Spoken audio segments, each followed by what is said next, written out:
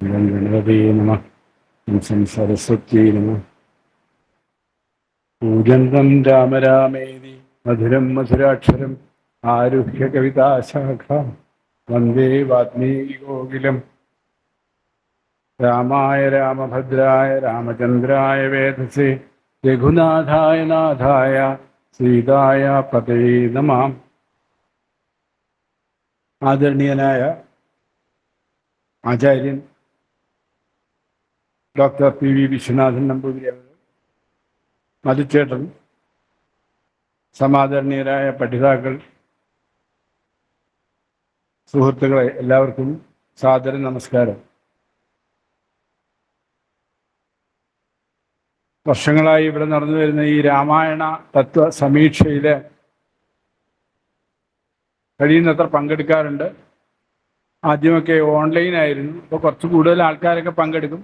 ഇപ്പോൾ പിന്നെ ഈ പറഞ്ഞാലും മഴയുടെയും അതിതീവ്ര മഴയുടെയൊക്കെ ബുദ്ധിമുട്ടിൽ ആളുകൾ എത്തിച്ചേരാൻ പറ്റിയിട്ടുണ്ടാവില്ല. എങ്കിലും ആഞ്ജനേയ സന്നിഹിതനായ സാക്ഷാൽ ശ്രീരാമസ്വാമിയുടെ സവിധത്തിൽ നടക്കുന്ന ഈ സത്സംഗത്തിൽ വരികയും രണ്ടു വാക്ക് സംസാരിക്കാൻ അവസരം കിട്ടുകയും ചെയ്തത് എൻ്റെ പുണ്യം, എൻ്റെ ഭാഗ്യം. എനിക്ക് കിട്ടിയിരിക്കുന്ന വിഷയം ശ്രീ രാഘവ ഭരത സംവാദം എന്നുള്ളതാണ്. വളരെ പോപ്പുലറായിട്ടുള്ള, വളരെ എന്താ പറയുക, ജനപ്രിയമായിട്ടുള്ള ലക്ഷ്മണോപദേശം പോലെ തന്നെയുള്ള ഒരു ഭാഗം തന്നെയാണ്. കഥ എല്ലാവർക്കും അറിയുകയും ചെയ്യാം. എങ്കിലും അതിൻ്റെ ഒരു പശ്ചാത്തലം മറ്റേ ലക്ഷ്മണോപദേശമാണെങ്കിൽ ഒരു മോണോലോഗാണ്, ശ്രീരാമൻ ലക്ഷ്മണന് പറഞ്ഞു കൊടുക്കുന്നതാണ്. ഇവിടെയാണെങ്കിൽ ഒരു ഡയലോഗാണ്. അത്രയൊരു ചെറിയ വ്യത്യാസം മാത്രമേ ഉള്ളൂ. ഇപ്പോൾ നമ്മുടെ അഭിഷേക വിഗ്രഹം നടന്നു കഴിഞ്ഞ ശേഷം 6-ാം നാള് ദശരഥൻ ഇഹലോകവാസം വെടിഞ്ഞു. അദ്ദേഹത്തിൻ്റെ മൃതശരീരം എണ്ണത്തോണിയിലിട്ട് എംബാം ചെയ്തു വെച്ചു. ആരുമില്ല. ശ്രീരാമൻ വനത്തിൽ പോയി, ലക്ഷ്മണൻ കൂടെ പോയി, സീതാദേവി അവിടെ പോയി, ഭരതൻ അമ്മാത്ത് കേകയ രാജ്യത്ത് യുധാജിത്തിൻ്റെ അടുത്ത് പോയി, അമ്മാവൻ്റെ അടുത്ത് പോയി, ശത്രുഘ്നൻ കൂടെ പോയി. ഇവിടെ ആരുമില്ല. ആകപ്പാടെ ഇതികർത്തവ്യതാ മൂഢരായിരുന്ന ആൾക്കാർ പെട്ടെന്ന് തന്നെ 7 ദിവസത്തെ യാത്രയുണ്ടെന്നാണ് പറയുന്നത് കേകയ രാജ്യത്തു നിന്ന് അയോധ്യയിലേക്ക്. വിവരം അറിയിച്ച ആളിനെ വിട്ടു. അവിടെ പോയി ഭരതനോട്, അപ്പം അവിടെ വെച്ച് വിവരമൊന്നും പറഞ്ഞില്ലെങ്കിലും ഭരതൻ ഇവിടെ നാട്ടിലെത്തിയപ്പോഴാണ് ഇവിടുത്തെ കാര്യങ്ങളൊക്കെ മനസ്സിലായത്. വല്ലാതെ വേപത്തു പൂണ്ട് പ്രക്ഷുബ്ധനായി താൻ കാരണം, അഥവാ തനിക്ക് വേണ്ടിയാണ് ഇതൊക്കെ അമ്മ ഇങ്ങനെയൊക്കെ കാണിച്ചു വെച്ചതെന്നുള്ള കുസൃതിയൊക്കെ മനസ്സിലാക്കി അമ്മയുടെ നേരെ ക്ഷോഭിച്ചു. എങ്കിലും ഗുരുപദേശത്താൽ മൃതശരീരമൊക്കെ സംസ്കരിച്ച് ഉദകക്രിയകളൊക്കെ ചെയ്തിട്ട് ഭരതൻ പറഞ്ഞു, എനിക്ക് രാജ്യവും വേണ്ട, എനിക്കൊന്നും വേണ്ട, ഞാൻ പോയിട്ട് എത്രയും പെട്ടെന്ന് ചേട്ടനെ രാമേട്ടനെ ഇവിടെ കൊണ്ടുവരികയാണ്, കൊണ്ടുവന്നിട്ട് അദ്ദേഹത്തിനെ രാജാവാക്കി വാഴിക്കുകയാണ്. അപ്പോൾ ആ നിലയ്ക്ക് കാട്ടിലേക്ക് പോകാൻ വേണ്ട ചതുരംഗ പടയൊക്കെ ഒരുക്കാൻ മന്ത്രിയായ സുമന്ത്രനോട് പറഞ്ഞു. എല്ലാവരും കൂടെ കാട്ടിലേക്ക് പോകുന്ന വഴിക്ക് ശൃംഗിവേരത്ത് നമ്മുടെ ഗുഹന്റെ രാജ്യത്ത് ചെന്ന് അവിടെ ചെന്നിട്ട് ഗുഹൻ ആദ്യ സംശയത്തോടുകൂടിയാണ് ഭരതനെ കണ്ടതെങ്കിലും തോണിയിൽ കയറ്റി അക്കരെ കടത്തി ഭരദ്വാജ ആശ്രമത്തിലെത്തി. അവിടെ നിന്ന് ചിത്രകൂട പർവ്വത പാർശ്വത്തിങ്കിൽ പർണശാല കെട്ടി താമസിക്കുന്ന ശ്രീരാമനെ കാണാനാണ്. പോകുമ്പോൾ ശ്രീരാമ സീത പാദങ്ങളുടെ പാദരേണുക്കളൊക്കെ ഭരതൻ വാരി പൂശുന്നുണ്ട്. എന്നിട്ട് അവിടെ കൂടെ വന്ന സൈന്യത്തെയൊക്കെ ഒരിടത്ത് നിർത്തിയിട്ട് 4 പേരും കൂടെ, ശത്രുഘ്നനും സുമന്ത്രനും ഭരതനും ഗുഹനും കൂടിയാണ് ശ്രീരാമന്റെ പർണശാലയിൽ ശ്രീരാമനെ കാണാൻ പോയത്. ചെന്നപാടെ നമസ്കരിച്ചിട്ട് നമ്മുടെ അധ്യാത്മരാമായണത്തെ അധികരിച്ച് പറയുമ്പോൾ, അന്നേരമാശു ഭരതനും രാമനെ ചെന്നു തൊഴുതു പറഞ്ഞു തുടങ്ങിനാൻ, രാമ രാമ പ്രഭോ രാമ മഹാഭാഗ മാമകവാക്യം ചെവി തന്നു കേൾക്കണം. ഉണ്ടടിയൻ അഭിഷേക സംഭാരങ്ങൾ കൊണ്ടുവന്നിട്ടതു കൊണ്ടിനി വൈകാതെ ചെയ്യുക വേണം അഭിഷേകവും പാലനം ചെയ്യുക രാജ്യം തവ പൈത്യം യഥോചിതം. ജ്യേഷ്ഠനല്ലോ ഭവാൻ ക്ഷത്രിയാണാമതി ശ്രേഷ്ഠമം ധർമ്മം പ്രജാപരിപാലനം. അശ്വമേധാദിയും ചെയ്തു കീർത്തിയാചിരം വിശ്വമെല്ലാം പരത്തി കുലതന്തവേ പുത്രരെയും ജനിപ്പിച്ചു രാജ്യം നിജപുത്രങ്കലാക്കി വനത്തിനു പോകണം. അവിടെ വളരെ ലോജിക്കലായിട്ട് ഞാനൊരു ചെറിയൊരു വക്കീൽ പടിയും കൂടി ചെയ്യുന്നുണ്ട്. ഒരു എന്താ പറയുക, ഒരു ജഡ്ജിയുടെ മുമ്പാകെ പ്രസന്റ് ചെയ്യുന്ന പോലെ കാര്യങ്ങൾ പറയുകയാണ്. നമ്മുടെ ധർമ്മശാസ്ത്രത്തിന്റെ, അതായത് കോൺസ്റ്റിറ്റ്യൂഷൻ, ഭരണഘടനയൊക്കെ പറയുന്ന പോലെ ധർമ്മശാസ്ത്രത്തിന്റെ വെളിച്ചത്തിൽ അതിനെ കാണുമ്പോൾ ശരിക്കും പറഞ്ഞാൽ ഭരതൻ പറയുന്നത് പോയിന്റ് ഉണ്ട്. ഒരാള് നമ്മളുടെ ഒരു സാധാരണ ധർമ്മം എന്നുള്ള നിലയ്ക്ക് ബ്രഹ്മചര്യം, ഗൃഹസ്ഥാശ്രമം, വാനപ്രസ്ഥം എന്നാണ് പോകേണ്ടത്. അപ്പോൾ ഗൃഹസ്ഥാശ്രമം കഴിയാതെ വനത്തിൽ പോയി താമസിക്കുന്നത് ശരിയല്ല ചേട്ടാ, ഒന്ന്. രണ്ടാമത് ഈ പറഞ്ഞതുപോലെ മൂത്തയാളാണ് രാജാവാകേണ്ടത്, രാജ്യം ജ്യേഷ്ഠനാണ് വരേണ്ടത്. ജ്യേഷ്ഠൻ ജീവിച്ചിരിക്കുമ്പോൾ അനിയൻ രാജാവാകുന്ന ഒരു പതിവ് നമുക്കില്ല. അപ്പോൾ ആ നിലയ്ക്കും പ്രൊവിഷൻ ഇട്ടേക്കുന്നത് രാജാവാകേണ്ടത് രാമനാണ് എന്ന് തന്നെയാണ്. അതുകൊണ്ട് അങ്ങ് തീർച്ചയായിട്ടും വരണം എന്ന്. അപ്പൊ അതിന് കൗണ്ടർ പോയിന്റ് പറയാൻ ശ്രീരാമൻ വാരിപ്പുണർന്നിട്ട് അല്ലെങ്കിൽ അനുഗ്രഹിച്ചിട്ട് ഭരതനോട് പറഞ്ഞു, ചിരിച്ചുകൊണ്ട് പറഞ്ഞു, അത് കാര്യം ശരിയാണ്, പക്ഷേ ഇവിടെ അതല്ല പ്രോബ്ലം. ഇവിടെ സത്യം പരിപാലിക്കുക എന്നുള്ളതാണ്. ധർമ്മശാസ്ത്രത്തില് സത്യം വേണം. സത്യം പരിപാലിക്കേണ്ടത് വളരെ അത്യാവശ്യമാണ്. നമുക്ക് നമ്മളുടെ അച്ഛൻ അമ്മയ്ക്ക് കൊടുത്ത വാക്ക്, ഞാൻ അച്ഛന് കൊടുത്ത വാക്ക്, ഇത് രണ്ടും സത്യമാകണമെന്നുണ്ടെങ്കിൽ നീ ഭരതൻ രാജാവാകണമെന്നും ഞാൻ 14 വർഷം കാട്ടിൽ പോകണമെന്നും, അതുകൊണ്ട് ഞാൻ വരുന്നില്ല എന്ന് പറഞ്ഞു. അടുത്ത പോയിന്റ് ഭരതൻ പറഞ്ഞത്, അങ്ങനെയാണെങ്കിൽ നമുക്കൊന്ന് സ്വാപ്പ് ചെയ്യാം, ഞാൻ ഇവിടെ കാട്ടിൽ നിൽക്കാം, അങ്ങ് രാജ്യം വരിക. അപ്പൊ പറഞ്ഞു അതല്ലല്ലോ, അച്ഛൻ പറഞ്ഞത് വളരെ വ്യക്തമായിട്ടാണ് പറഞ്ഞത്. ഈ എന്തുകൊണ്ട് ഏത് സാഹചര്യത്തിലാണെങ്കിലും പറഞ്ഞിരിക്കുന്നത് ഭരതൻ രാജാവാകണം, ഞാൻ കാട്ടിൽ പോകണം എന്നാണ്. അതുകൊണ്ട് ഞാൻ കാട്ടിൽ തന്നെ നിൽക്കുന്നു. അങ്ങനെയാണെങ്കിൽ അടുത്ത പോയിന്റ് പറഞ്ഞത്, ഓക്കെ, അങ്ങനെയാണെങ്കിൽ ഞാൻ ലക്ഷ്മണന്റെ ഞാനും കൂടെ അങ്ങയുടെ കൂടെ നിൽക്കുകയാണ്.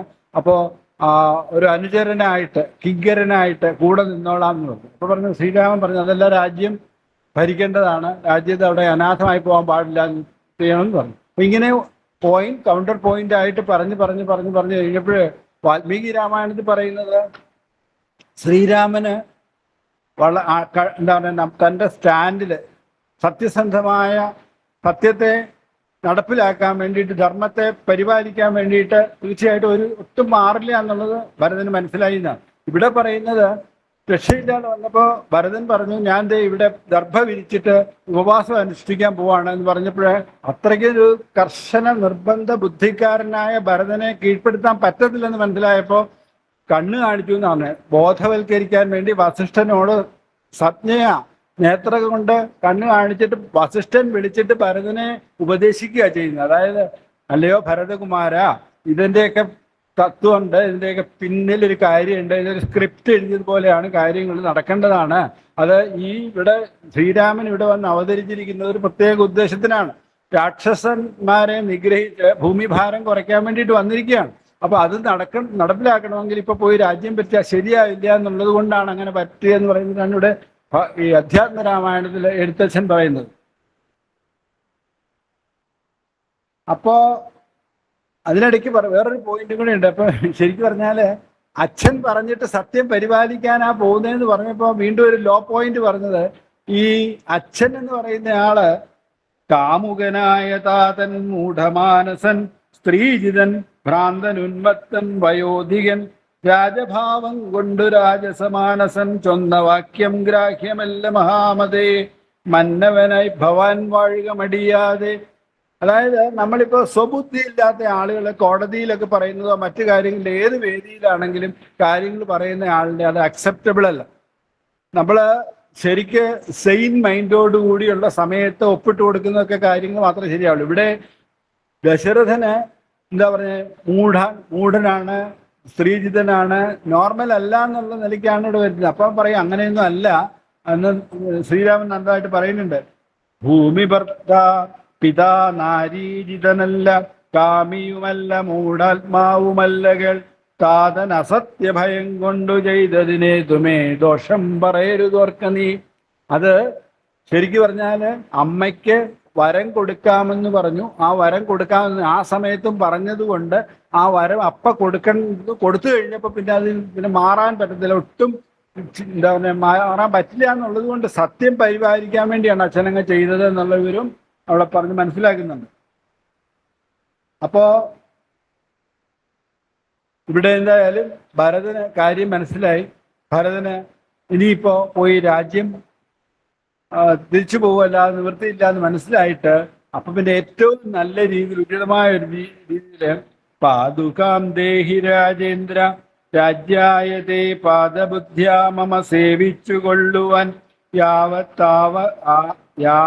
യാവത്തവാഗമനം ദേവദേവമേ താവദേവാന അനാരതം ഭജിച്ചിടുവൻ.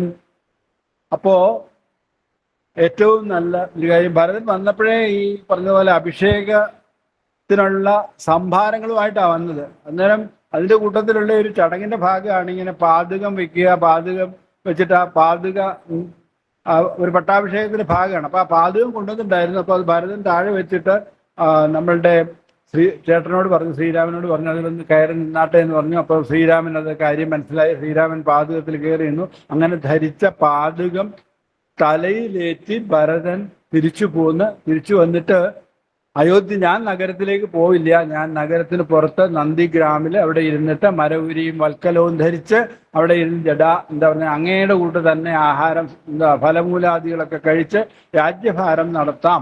14 വർഷം കഴിഞ്ഞിട്ട് തൊട്ടടുത്ത ദിവസം ഇവിടെ എത്തിയില്ലെങ്കിൽ ഞാൻ എൻ്റെ ദേഹത്യാഗം ചെയ്യും എന്നുള്ള ഒരു കാര്യം പറഞ്ഞു. അപ്പോൾ ശ്രീരാമൻ അത് സമ്മതിക്കുകയും ചെയ്തു. ഇതാണ് ഇതിന്റെ സംവാദത്തിനപ്പുറത്ത് ഇതൊരു സോദര ഭാഷണം മാത്രമല്ല. ധർമ്മം, സത്യം, കർമ്മം, ആത്മജ്ഞാനം, രാജധർമ്മം എന്നിവയെക്കുറിച്ചുള്ള മഹത്തായ ഉപദേശം കൂടിയാണ്. അപ്പൊ ഈ അധ്യാത്മ രാമായണത്തിലെ ഭക്തി നിർവിശേഷമായിട്ട് ഒഴുകി വരുന്നത് പോലെ തന്നെ വാൽമീകി രാമായണത്തിലെ ഒരു രാമോ വിഗ്രഹവാൻ ധർമ്മ എന്നുള്ള എനിക്ക് ധർമ്മം പരിപാലിക്കാനായിട്ട് അവതരിച്ച ശ്രീരാമന്റെ ഓരോ നടപടിക്രമങ്ങളിലൂടെ കംപ്ലീറ്റ് കാര്യങ്ങളും അവിടെ പറയുന്നുണ്ട്. അപ്പൊ അത് വളരെ റിയലിസ്റ്റിക് ആയിട്ട് ചിലപ്പോൾ കുറച്ച് കൂടുതലും പറയുന്നുണ്ട്. ചില സമയത്തൊക്കെ ഒരുപാട് കാര്യങ്ങൾ രാജ്യഭരണത്തിന്റെ ഇൻട്രിക്കസീസ് വരെ അവിടെ ത്രെഡ് ബെയറായിട്ട് അനലൈസ് ചെയ്ത് കാര്യങ്ങൾ ചോദിക്കുന്നുണ്ട്, അതിനുള്ള മറുപടിയും കിട്ടുന്നുണ്ട്. അപ്പൊ ഭരതനാണെങ്കിലും വന്നു കഴിഞ്ഞിട്ട്, ഭരതൻ എന്ന് പറഞ്ഞാൽ ശരിക്കും പറഞ്ഞാൽ നമ്മുടെ ജീവാത്മാവിന്റെ പ്രതീകമായിട്ടും ശ്രീരാമൻ പരമാത്മാവിന്റെ പ്രതീകമായിട്ടുമാണ്. അതൊരു ശരണാഗതി അടയുകയാണ്. അവിടെ വന്നിട്ട് ശ്രീരാമന്റെ അടുത്ത് വന്ന് നമസ്കരിച്ചിട്ട് സർവം സമർപ്പിച്ചിട്ടുള്ള ഒരു കാര്യമാണ്. എന്നാലും കാര്യങ്ങൾ പറയാനുള്ളതെല്ലാം ഭരതൻ പറയുന്നുണ്ട്. ഇപ്പൊ ദശരഥന്റെ മരണവാർത്ത കേട്ടപ്പോഴും ശ്രീരാമൻ അല്പം ഒന്ന് തകർന്നു. പക്ഷെ ഉടനെ തന്നെ റിക്കവർ ചെയ്തിട്ട് ഗുരു അവരുടെ സാന്നിധ്യത്തിൽ വെച്ചിട്ട് പൊതുവെ ഉദകക്രിയകളൊക്കെ ചെയ്യുന്നുണ്ട്. നിങ്ങളൊക്കെ അവിടെ വേണ്ട പോലെ ചെയ്തല്ലോ, എനിക്ക് അവിടെ ചെയ്യട്ടെ എന്ന് പറഞ്ഞ് ഉദകക്രിയകൾ ചെയ്യുന്നുണ്ട്. അപ്പൊ അവിടെയുള്ള താല്പര്യം എന്ന് പറഞ്ഞാൽ ശരീരം വളരെ നശ്വരമാണ്, ആത്മാവ് ജനിക്കുന്നുമില്ല, മരിക്കുന്നുമില്ല. മരണത്തില് അതിയായ വിലാപം അജ്ഞാനത്തിന്റെ ലക്ഷണമാണ് എന്നുള്ളത് കാണിക്കാനാണെന്ന് തോന്നുന്നു. പിന്നെ കർമ്മ നിയമം ഇവിടെ പറയുന്നുണ്ട്. ഓരോ ജീവനും സ്വന്തം കർമ്മഫലം അനുഭവിക്കേണ്ടതാണ്. ദൈവം പക്ഷപാതിയല്ല, സുഖദുഃഖങ്ങൾ മുൻ കർമ്മഫലമാണ് എന്ന് സൂചിപ്പിച്ചു പോകുന്നുണ്ട്. പിന്നെ നമ്മളീ പറഞ്ഞ പോലെ വെറുതെ പരാതിപ്പെടുന്നതിന് പകരം ധർമ്മത്തിൽ ഉറച്ചു നിൽക്കാൻ നോക്കണമെന്നും ഒരു വ്യംഗ്യമുണ്ട്.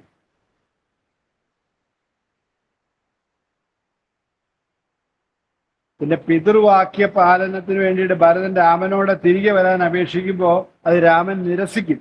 കാരണം ദശരഥൻ നൽകിയ വാക്ക് ലംഘിക്കാൻ കഴിയില്ല എന്നുള്ളത് കൊണ്ട്. അതിന്റെ താല്പര്യം എന്താണെന്ന് വെച്ചാൽ സത്യം ധർമ്മത്തിന്റെ അടിത്തറയാണ്. സ്വന്തം സുഖത്തിന് വേണ്ടി ധർമ്മം ഉപേക്ഷിക്കരുത്. പിന്നെ കൈകേയിയെ കുറ്റപ്പെടുത്തരുതെന്നും പറയുന്നുണ്ട് ശ്രീരാമൻ. കാരണം രാമൻ ഭരതനോട് കൈകേയിയെ വെറുക്കരുതെന്ന് പറയുന്നത് എല്ലാം ദൈവനിശ്ചയപ്രകാരമാണ് സംഭവിക്കുന്നത്. വ്യക്തികളോടുള്ള വിദ്വേഷം ആത്മീയ വളർച്ചയെ തടയും. നമ്മൾ പറഞ്ഞ പോലെ ആ വ്യക്തികളോട് നമുക്ക് വിരോധം വേണ്ട. ഏതെങ്കിലും ഒരു ട്രാൻസാക്ഷൻ, ഒരു പ്രത്യേക സംഭവം, അതിലെ ഒരു പെരുമാറ്റത്തിനോട് വേണമെങ്കിൽ നമുക്ക് ദേഷ്യപ്പെടാം. പക്ഷേ വ്യക്തികളോട് നമുക്ക് പെർമനന്റ് ആയിട്ട് ദേഷ്യമൊന്നും പാടില്ല.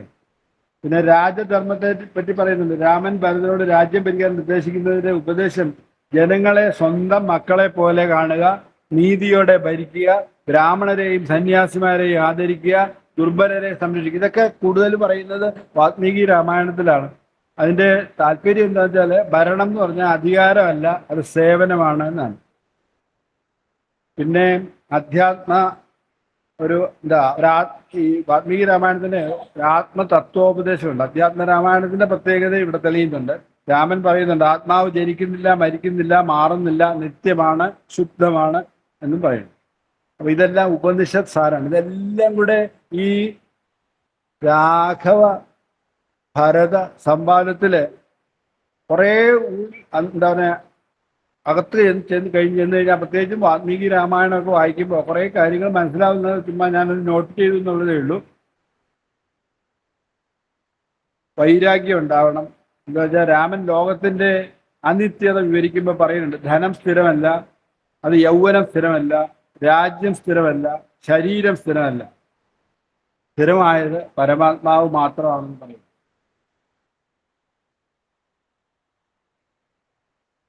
പിന്നെ ഭക്തിയുടെ മഹത്വം ഇവിടെ പറയുന്നുണ്ട്. ഭക്തിയിലൂടെയാണ് ആത്മജ്ഞാനം പൂർണ്ണമാകുന്നത്. അതിന്റെ താല്പര്യം ഭക്തിയില്ലാത്ത ജ്ഞാനം വരേണ്ടതാണ്, ജ്ഞാനമില്ലാത്ത ഭക്തി അപൂർണമാണ്. ഇവിടെ ഭരതന്റെ മറുപടിയിൽ ഭരതൻ വീണ്ടും വീണ്ടും അപേക്ഷിക്കുമ്പോൾ രാമൻ ഉറച്ചു നിൽക്കുകയാണ്. അപ്പോ ഭരതൻ പറയുന്നുണ്ട്, അങ്ങ് മടങ്ങി വരുന്നവരെ ഞാൻ രാജാവായില്ല എന്ന് പറയുന്നുണ്ട്. അപ്പൊ രാജാവായില്ല എന്ന് പറഞ്ഞു പിന്നെ ആകെപ്പാടെ ചെയ്യാവുന്നത് രാജാവിന്റെ പ്രതിനിധിയായിട്ട് ഒരു പാതുകം കൊണ്ടുവന്നിട്ട് പട്ടാഭിഷേകം നടത്തി അവിടെ കാത്തു നിന്നുകൊണ്ട് നല്ല സൽഭരണം കാഴ്ചവെക്കുകയാണെന്നാണ്. അത് ഭരതൻ വളരെ നന്നായിട്ട് ചെയ്തിട്ടുണ്ട്. എന്തായാലും ഇതിലെ ആത്മീയ സന്ദേശങ്ങൾ ഓർക്കേണ്ടത് ഇത്രയേ ഉള്ളൂ. സത്യം ഒരിക്കലും ഉപേക്ഷിക്കരുത്. പിതൃവാക്യം ധർമ്മമാണ്. പിന്നെ ശോകത്തെ ആത്മജ്ഞാനത്താൽ ഉപേക്ഷിക്കാം. കർമ്മഫലം ഒഴിവാക്കാനാകില്ല. ഭരണം സേവനമാണ്. ഭക്തിയും ജ്ഞാനവും ഒരുമിച്ചാൽ മോക്ഷമാർഗം തുറക്കുന്നു. രാമൻ ധർമ്മത്തിന്റെ പ്രതിരൂപവും ഭരതൻ ഭക്തിയുടെ മൂർത്തിമത് ഭാവമാണ്. ഇത്രയും കാര്യങ്ങളാണ് ഇതിൽ നിന്ന് നമുക്ക് പഠിക്കാനുള്ളതെന്ന് തോന്നുന്നു. എന്തായാലും രാഘവ ഭരത സംവാദം രാമായണത്തിലെ ഏറ്റവും ഉദാത്തവും ഉന്നതവുമായ ധർമ്മോപദേശങ്ങളിലൊന്നാണ്. രാമൻ ഇവിടെ ധർമ്മത്തിന്റെയും ആത്മജ്ഞാനത്തിന്റെയും ആചാര്യനായി പ്രത്യക്ഷപ്പെടുമ്പോൾ ഭരതൻ സ്വാർത്ഥതയില്ലാത്ത ഭക്തിയുടെയും വിനയത്തിന്റെയും പരമോന്നത മാതൃക ആയി നിലകൊള്ളുന്നു. ഈ സംവാദം നമ്മെ പഠിപ്പിക്കുന്നത് ധർമ്മം, സത്യം, ഭക്തി, വൈരാഗ്യം എന്നിവ ചേർന്ന ജീവിതമാണ് മനുഷ്യ ജീവിതത്തിന്റെ പരമ സൗന്ദര്യം എന്നുള്ളത്. ഇത്രയുമാണ് ഞാനിവിടെ ഇന്ന് പറയാൻ ആഗ്രഹിച്ചത്. ഇവിടെ വരാൻ അല്പം വൈകി. പറഞ്ഞ പോലെ വരുന്ന വഴിക്കൊക്കെ ഒരുപാട് വെള്ളത്തിന്റെ ബുദ്ധിമുട്ടൊക്കെ ഉണ്ടായിരുന്നു. എന്നാലും ഇവിടെ വരാനും ഏറ്റവും അവസാനമാണെങ്കിലും 5 മിനിറ്റ് സംസാരിക്കാനും പറ്റിയതിൽ ഒരു സന്തോഷമുണ്ട്. ഇതിനു മുമ്പ് നടന്ന 4 പ്രഭാഷണങ്ങളും 5 അതിലെ ഒരെണ്ണം എനിക്ക് കേൾക്കാൻ പറ്റിയില്ല. 4 പ്രഭാഷണങ്ങളും അത് ശ്രവിക്കാൻ സാധിച്ചു. വളരെ അന്തസ്സത്തോടുകൂടിയ നല്ല, പ്രത്യേകിച്ച് ഏറ്റവും അവസാനമൊക്കെ ഉള്ളത് തന്നെ അനിതാജിയൊക്കെ വളരെ എക്സ്റ്റംപറി ആയിട്ടാണ് സംസാരിച്ചത്. നേരത്തെ ഇങ്ങനെ പ്രസംഗിച്ച് പരിചയമുണ്ടെന്ന് തോന്നുന്നുണ്ട്. എന്തായാലും ആധ്യാത്മിക പ്രഭാഷണമൊക്കെ എന്തായാലും കൊള്ളാമായിരുന്നു. എല്ലാം നന്നായിരുന്നു. അതുപോലെ കേശവൻ ചന്ദ്രൻ സാറിൻ്റെയും ശൈലജയുടെയും, ഞാൻ വരുമ്പോൾ ഉഷ ബാബുരാജായിരുന്നു. എല്ലാവരുടെയും പ്രഭാഷണം കേൾക്കാൻ സാധിച്ചു. ഇനി നമ്പൂതിരി സാറിൻ്റെ വാക്കുകൾക്ക് വേണ്ടി കാതോർക്കുന്നു. എല്ലാവർക്കും നമസ്കാരം. ഹരേ രാമ.